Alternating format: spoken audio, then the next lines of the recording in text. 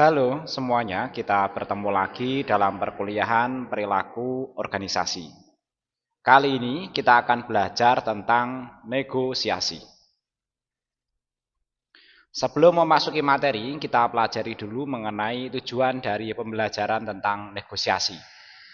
Setelah mengikuti video pembelajaran ini, diharapkan mahasiswa akan mampu memahami tentang definisi dari negosiasi. Yang kedua, diharapkan mahasiswa juga akan mampu menjelaskan tentang proses dari negosiasi. Dan yang ketiga, mahasiswa juga diharapkan akan mampu mendeskripsikan tentang berbagai syarat negosiasi agar berjalan menjadi efektif. Ya, jadi teman-teman sekalian, kita tahu ya bahwa dalam kehidupan ini dalam pembelajaran awal kita sepakat ya bahwa manusia itu tidak lepas dari konflik, termasuk nanti di dalam organisasi. Nah, salah satu manajemen konflik tersebut adalah dengan jalan negosiasi, sehingga nanti konflik yang terjadi tidak menimbulkan dampak buruk yang signifikan. Nah, kita lanjutkan pembelajaran kita tentang negosiasi. Yang pertama, kita pelajari dulu mengenai pengertian apa itu negosiasi. Negosiasi kita terjemahkan sebagai perundingan, merupakan suatu proses di mana dua pihak atau lebih saling bertukar barang atau jasa dan mencoba menyepakati nilai tukar barang atau jasa tersebut. Nah, di awal tadi saya menyebutkan negosiasi ada di dalam konflik ya, namun demikian negosiasi juga terjadi ya dalam jual beli. Nah, jadi ini digambarkan sebagai barang atau jasa. Bahkan nanti kalau itu merupakan konflik itu nanti bisa nanti pertukaran misalnya kesepakatan dan lain sebagainya ya. Nah, nanti pemahaman kita tentang negosiasi ini diharapkan nanti akan banyak manfaatnya baik terkait dengan transaksi ataupun nanti dengan penyelesaian konflik.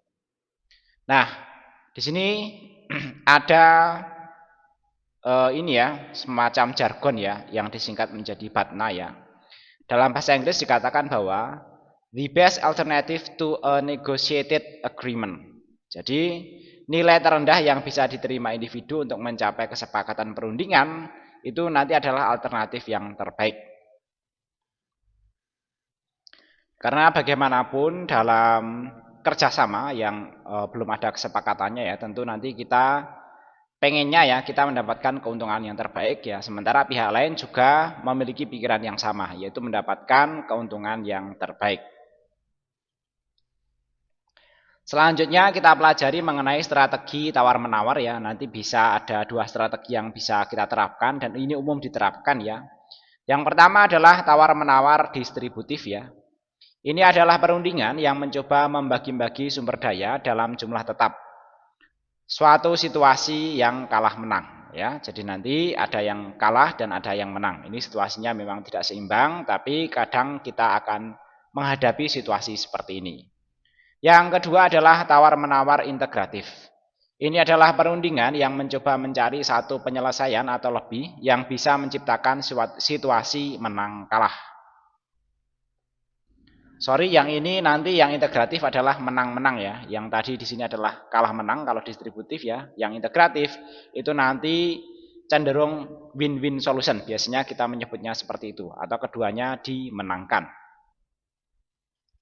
Nah, selanjutnya di sini kita pelajari mengenai tawar-menawar distributif versus integratif ya, kita coba perbandingkan ya. Tadi kalau di awal kita memahami ya secara definitif, kali ini kita coba perbandingkan secara lebih spesifik. Yang pertama, karakteristik tawar-menawar ya pada bagian tujuannya ya. Untuk distributif tujuannya adalah mendapatkan potongan kue sebanyak mungkin ya. Jadi salah satu pihak akan menginginkan ya keuntungan yang terbanyak tanpa mempedulikan pihak lainnya. Sementara untuk tawar-menawar integratif nanti cenderung memperbesar kue sehingga kedua pihak sama-sama puas. Jadi nanti kalau di sini sudah mempertimbangkan pihak lain, sementara nanti di sini tidak peduli dengan pihak lainnya. Kemudian berikutnya untuk motivasinya tentu nanti untuk tawar-menawar distributif adalah menang kalah ya. Menang atau kalah ya. Jadi nanti ya walaupun tidak memikirkan pihak lain ya kadang harus mengakui pada situasi tertentu ya dia akan kalah. Sementara untuk tawar-menawar integratif nanti motivasinya adalah kedua pihak menang. Ini motivasinya lebih cenderung positif. Untuk fokus tawar-menawarnya pada tawar-menawar distributif nanti posisi misalnya saya tidak dapat memberikan lebih banyak daripada ini. Misalnya fokusnya nanti seperti itu ya. Karena dia fokus pada diri sendiri dan tidak peduli dengan pihak lainnya. Sementara untuk tawar-menawar integratif nanti kepentingan. Dapatkah Anda jelaskan mengapa isu ini begitu penting bagi Anda? Sehingga nanti mungkin saja pihak kita yang mempertimbangkan bisa memberikan kepada pihak lain yang mungkin tidak terlalu merugikan pada pihak kita. Nah, adapun untuk kepentingannya tentu untuk tawar-menawar distributif itu cenderung berlawanan, sementara untuk tawar-menawar integratif itu cenderung selaras ya, karena memang mereka pada dasarnya sebenarnya sejalan ya, namun demikian ada tumpang tindih kepentingan yang akan mereka selesaikan bersama. Selanjutnya mengenai karakteristik berbagi informasi, tentu dalam tawar-menawar distributif itu cenderung akan rendah. Berbagi informasi hanya akan memungkinkan pihak lain untuk mengambil keuntungan dari kita atau sebaliknya ya, kita yang mengambil keuntungan sebanyak-banyaknya dari pihak lain. Karena kalau ada hal yang kita ketahui atau mereka ketahui dan itu menjadi kelemahan, tentu itu akan menjadi bahan sebagai negosiasi. Selanjutnya pada tawar-menawar yang integratif itu nanti cenderung tinggi. Berbagi informasi akan memungkinkan masing-masing pihak untuk menemukan cara yang akan memuaskan kepentingan kedua belah pihak. Nah, untuk lama hubungan tentu dalam tawar-menawar yang distributif ya nanti cenderung jangka pendek ya, karena tidak mau terus-menerus tentunya ya berkonflik dengan pihak lain ya, atau baik itu merugikan ataupun menguntungkan. Kecuali nanti pihak yang selalu diuntungkan, mungkin dia akan mempertahankan situasi konflik tersebut atau situasi negosiasi tersebut ya, atau transaksi tersebut kalau itu mereka dapat keuntungan besar ya dan tanpa mempedulikan pihak lain, itu nanti cenderung ingin memperpanjang hubungannya. Ya, tapi tentu nanti pihak satunya berusaha ingin melepaskan hubungan tersebut kalau itu hubungannya toksik atau bersifat penjajahan ya, atau bersifat intimidatif, itu tentu akan dihindari ya. Jadi kalau kita menginginkan hubungan yang jangka panjang, kita sebaiknya ya mendekati skema-skema tawar-menawar yang integratif. Kalau itu nanti terkait dengan keberlangsungan hidup ataupun itu ya kepentingan jangka panjang dari kita ataupun organisasi kita. Nah, selanjutnya di sini dikatakan bahwa kegagalan menangani konflik itu ada beberapa hal. Yang pertama, kurangnya memahami sumber konflik ya. Jadi nanti kadang ya bahwa konflik itu nanti membesar ya, sampai nanti tidak ini ya melebar kemana-mana ya. Sorry, konfliknya itu membesar dan melebar kemana-mana, bahkan melampaui apa yang sebenarnya menjadi sumber konfliknya itu sendiri. Nah, itulah yang harus diperhatikan sehingga nanti ketika konflik terjadi, sebaiknya itu segera diidentifikasi sumbernya dan bisa diredamkan dari sumbernya sehingga nanti tidak berdampak luas, bahkan mungkin terhadap hal yang tidak terkait dengan konflik itu sendiri, karena itu akan menjadi kerugian yang semestinya tidak diperlukan.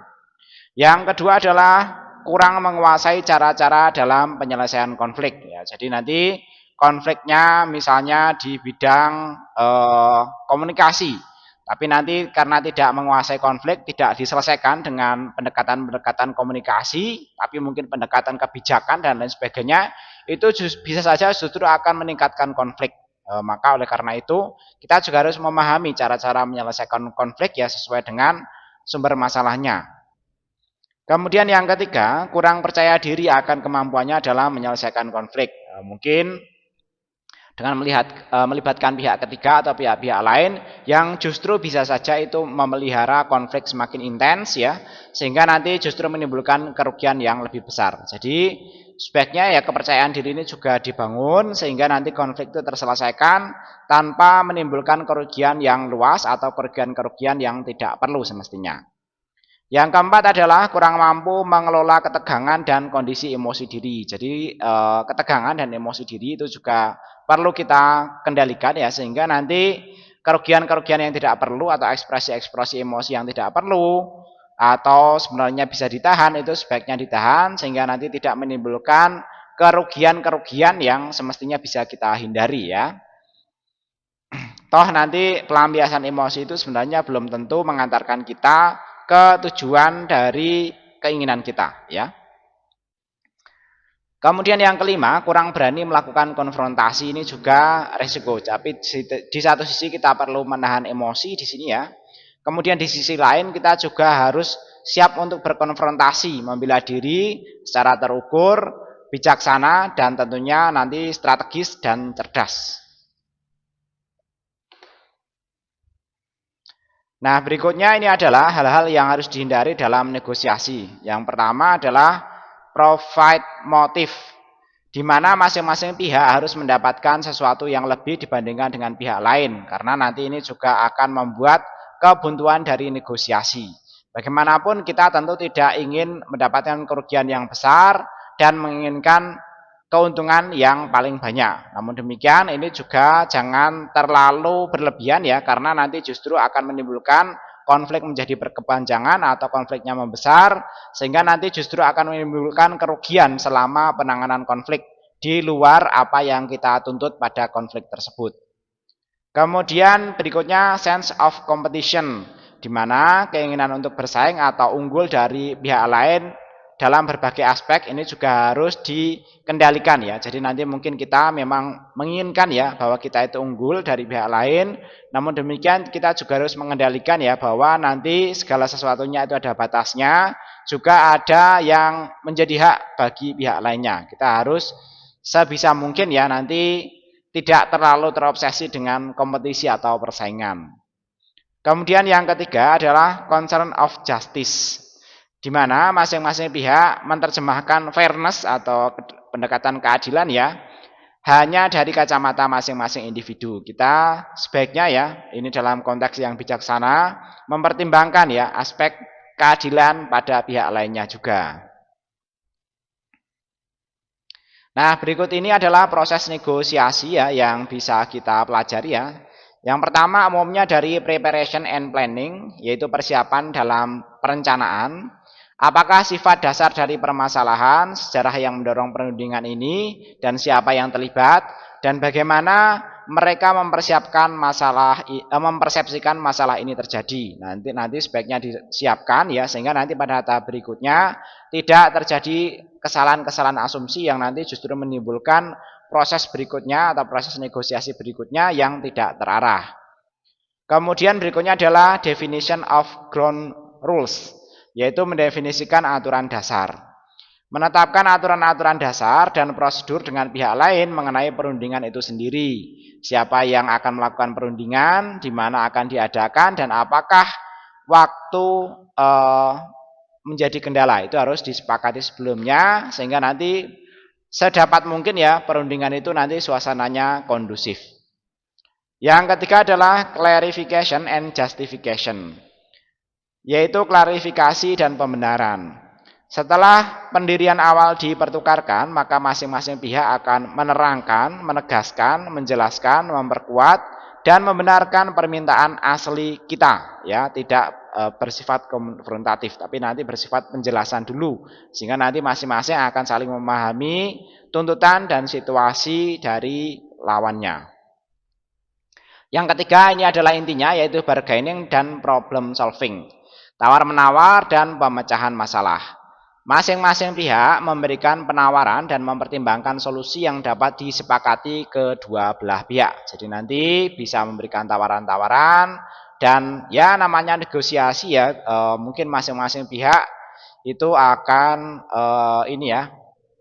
menampilkan bargainingnya atau daya tawarnya ya. Dan kemudian yang terakhir adalah closure dan implementation, yaitu penutupan dan pelaksanaan.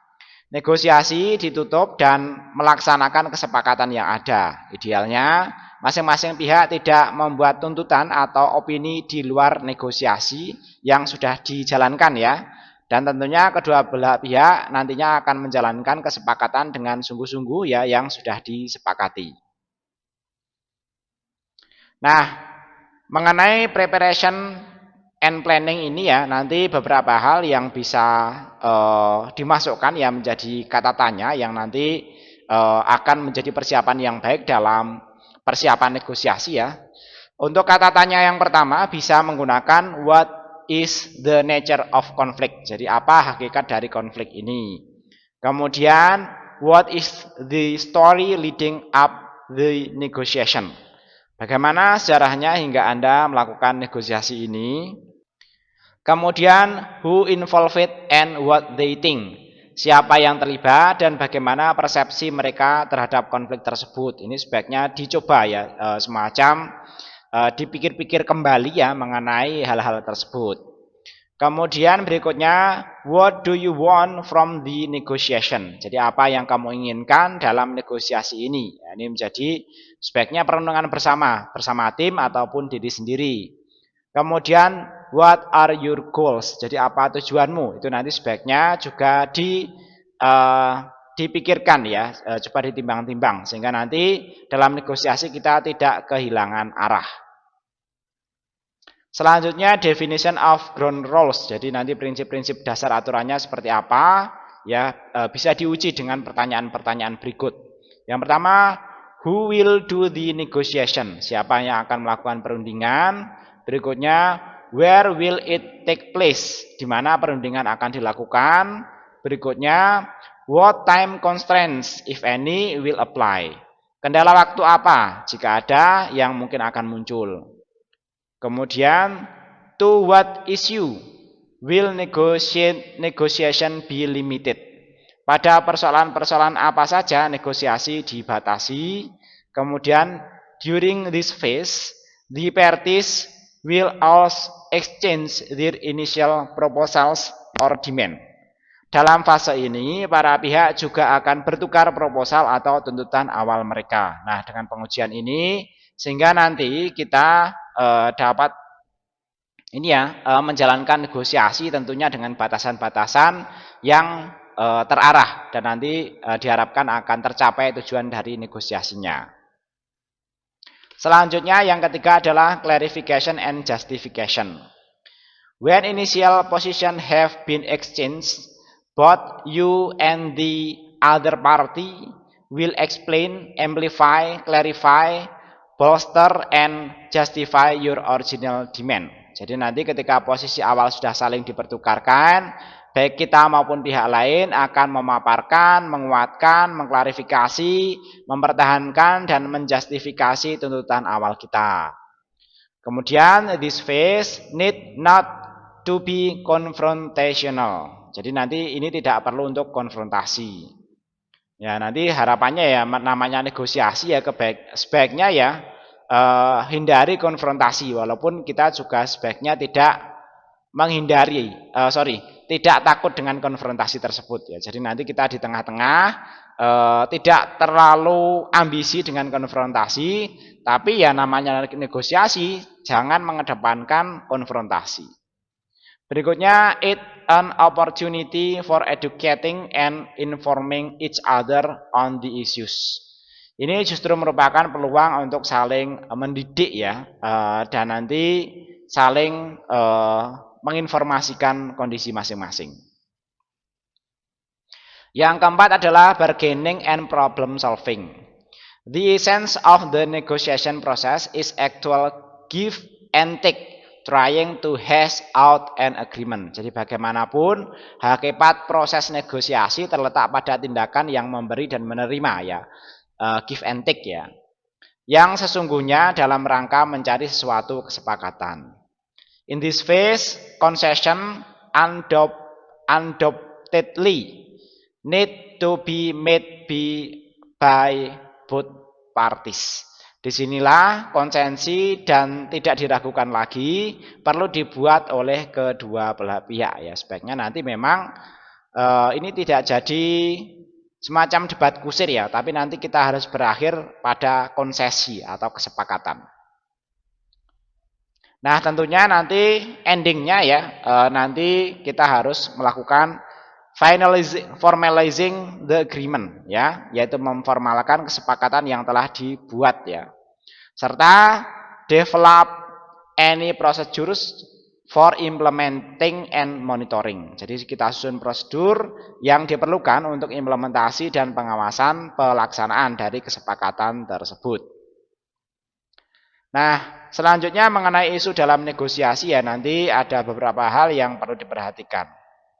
Yang pertama, the role of mood and personality in negotiation ya. Jadi nanti ini terlihat naif ya, tapi bahwa suasana hati dan sifat kepribadian dalam negosiasi itu nanti sangat berperan penting ya.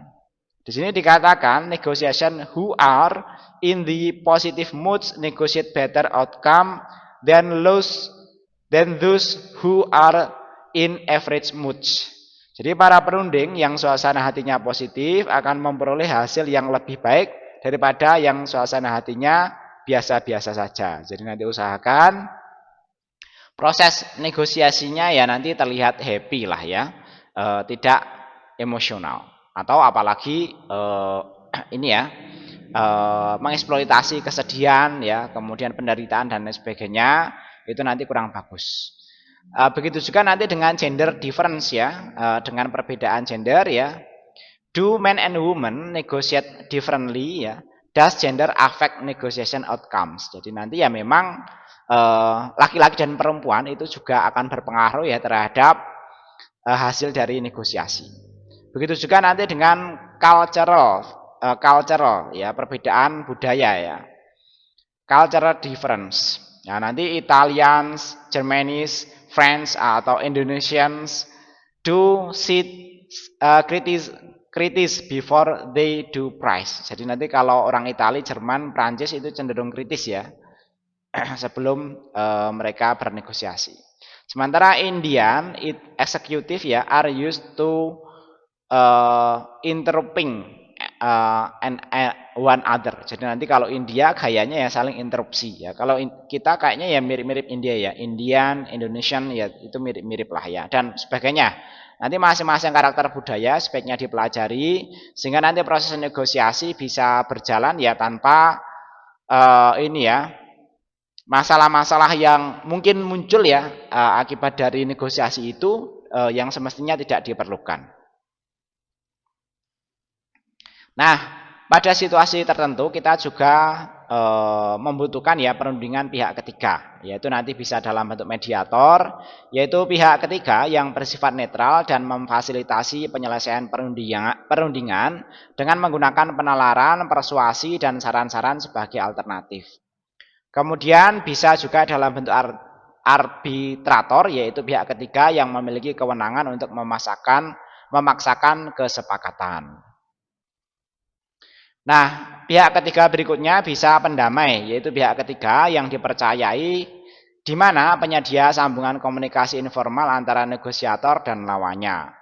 Nanti juga bisa konsultan, yaitu pihak ketiga yang tidak memihak, terampil dalam manajemen konflik, yang mencoba memberikan penyelesaian keputusan yang kreatif melalui komunikasi dan analisis. Nah, ini nanti juga bisa terlibat ya konsultan ini ya. Nah, selanjutnya mengenai syarat-syarat negosiasi agar berjalan efektif, yang pertama adalah quality. Ini adalah proses negosiasi yang menghasilkan sebuah kesepakatan yang berkualitas dan memberikan kepuasan dari semua pihak.